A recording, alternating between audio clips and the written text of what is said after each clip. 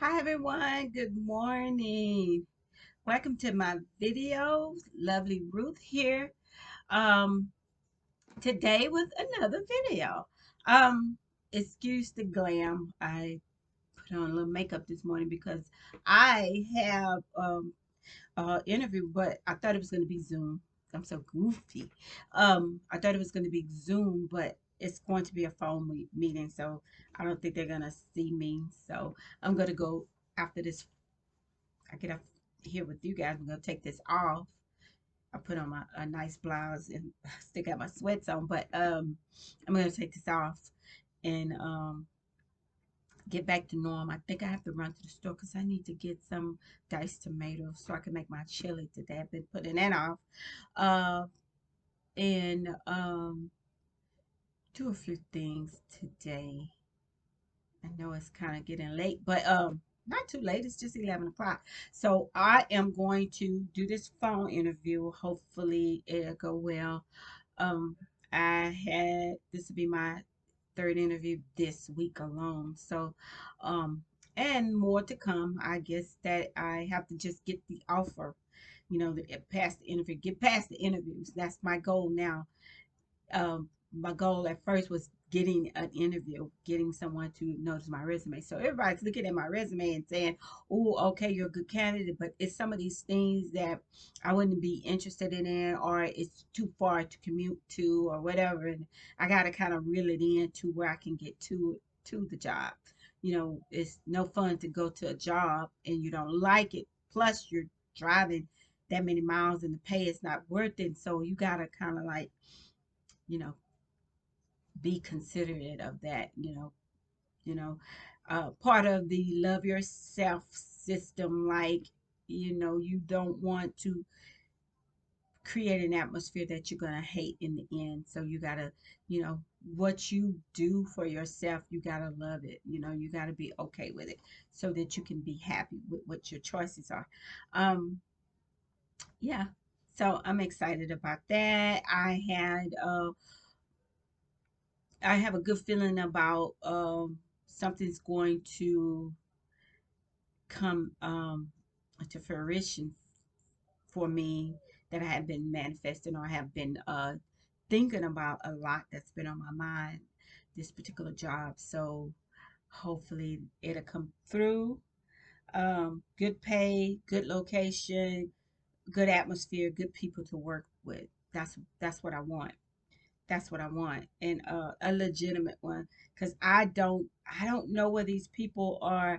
I don't, you know what I'm saying. I have to Google these businesses to make sure they're legit, because you can get a phone call from across you know the United States, but to pinpoint a job in Houston, so you got to be careful of the recruiters that are trying to get you this job. So I'm praying that God has my best interest at hand when it comes to picking and choosing a career move, um, like I'm about to. And I don't want to be buried in um, a job that I hate again. You know what I'm saying? So it's hard to get back out there because, I've been enjoying these days off in these months. It's just been so great. But now it's coming to an end, so something else has to come. Something else has to start for before this ends, and I have to be transitioned into the what's next for myself. And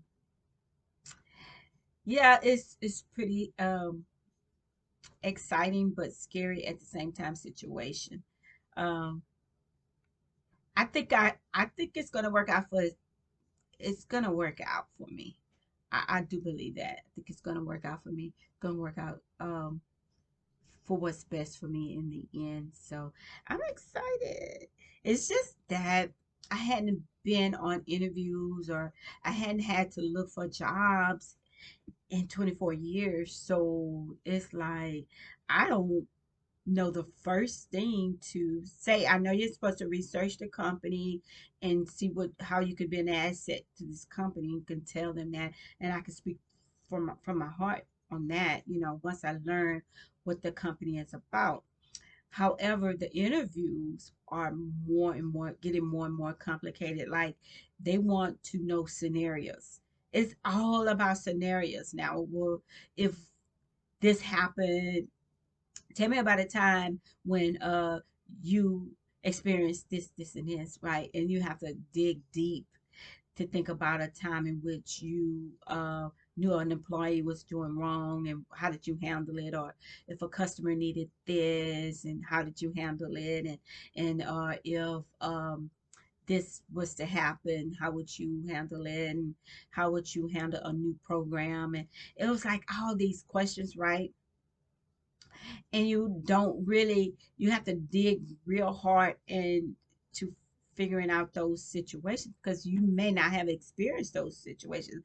I don't think if I run, okay, say for instance, if you're working, right, at a retail store, wherever you're working, wherever you are, and an employee steals, right? Somebody sit next to you, they're stealing tissue or taking boxes of Kleenex homes or pens and staples and all this other stuff, these supplies home. Well, nowadays it's okay because you know you're working from home too. But say for instance, somebody was stealing, like in a retail, and you know it, and even if you're friends with that person, what would you do? What would you do? It was questions like that. Well, my answer to that, if you're stealing from the company that you're working for, then you'll steal from me. So where's the loyalty in, covering for you? It's not, it's really hurting everybody that works with you. It's making our raises go down and all this. And I think I would be that person that will, act first of all, I would ask you to don't do that. I don't want to know about it because I would be obligated to um, let somebody know. I wouldn't want nobody to get hurt or lose their job, but common sense to tell you to not do stuff like that. That's not how you survive in life. Stealing is it's a sin to me, and I don't like it because I don't steal, and I don't want nobody stealing from me. It's so heartbreaking when you know somebody's stolen something from you. It's just like, man, I love that pen, or I love that bracelet, and somebody took my bracelet, or somebody went in your purse. It's just a heartbreaking feeling. So no, it was questions like that. It was questions about what would you do if this person did this, and or are you comfortable with working with all types of people, and solving problems and stuff like that. So I don't know, I just have to be honest, and I get nervous, like really nervous at interviews because it's like, um are these questions are trick questions, or are there humanity questions, or is it like a concrete answer I need to give, or what? It's like I don't know. I'm not getting it. I'm not getting the gist of these questions, so I have to go with the flow, and I just have to say what I feel, and hopefully they'll see who I am through my actions. I mean, it's a trust based system anyway. You hire somebody, you really don't even know how they're going to react on the job, or what they're going to do until you actually have to work with them. So I hope people see in my interviews. I hope people see who I am, um, and what I'm capable of. I think given the chance and you get to know me and you give me the opportunity to work for you, I will do the best job I've ever done before, you know, to the ability that I can. So I believe in working. I don't I work is first, and I think that's where I mess up at because I'm always telling people, it ain't about I mean, I'm compassionate. I'm a compassionate person, but it when it comes down to my work, I think my work, if I'm coming there to get my work done and get a paycheck. That's my goal, is to get my work done. Now all the other stuff, the bickering, the going to lunch for hours and hanging out with friends and making that a friend zone and making it personal. No, I don't want to talk about. I'm sorry, I'm gonna say this. I don't want to talk about babies. I don't want to talk about husbands and children and all this other stuff you got going on. If we talking in the breeze, but I'm still doing my work. It's not going to affect my work. But I'm not that type of person. It's like I want to concentrate on my work. I want to do the best job that I could do. And when it comes to dealing with customers or people, serving other people within that company, with like customer service, you reach out to your customers, and that communication has to go on. But the personal stuff, the water cooler gossip, the best friend issue, I think what broke me down at this last job was the fact that our environment changed. Our company changed over to strictly corporate, your number type of person, but wasn't family oriented anymore. So when it became that, it became, like, already do your work because that's all that matters. And then it changed again into from office environment. We had our own space. I mean, we were like really spaced out. I mean, it was like you had to go around the corner to see somebody for what you need to do. You know what I'm saying? It's like we had our own. We were in our office environment. Individuals, or we had our desk or our office. And when it changed from that, and everybody, even the buyers and everybody else, was in a cubicle, then it got kind of crazy. Like, it kind of got crazy. And then from there, it went to a whole call center kind of environment. It was like my personal space was like, it was like this, my desk right now is like somebody would literally be like right here for me. Like, it was too much. I mean, you can hear them breathe. And it was like, I can't concentrate like this because they always want to talk. You can't keep you can't keep your headphones in like you used to and do your work, because it went from, not dealing with the customers. My job went from not dealing with the customers no more. We're like strictly helping the merchandisers, assisting the merchandisers, and all they're doing is passing down their work to us to key in and price and send up and get ready for the customers to order. And okay, but that sounds easy, but it's a lot of little tedious things that you have to concentrate on. And for somebody to be over here gossiping or across from you gossiping and talk. I am not the chick that likes to gossip. I'll hear stuff in passing. I don't care, because I know you could become the office gossip. You know what I'm saying? If you put your business out there, and I'm very quiet. I don't put my business out there. People don't know who I am or what I do outside of that job. So that's how I am as far as work is concerned. So now I can be sociable. I can have lunch. We can sit in the break room and I'll, talk to you or whatever. And, I had limited people that I would deal with or talk to, because, you want to minimize the mess and the gossip. And, I don't want to be a part. I never was comfortable being a part of a clique or group or people that is known for mess or gossip or you know, all that. I'm just not that. I'm not that girl. You know what I'm saying? I think the less people that's in your business is better for keeping stuff at bay. Yeah. So no, I'm good with. I'm just so good with not doing that. So no. So I think it had become too much of they want to say team, and I could be a part of a team, and we working as a team and getting this project done, right? I can do that.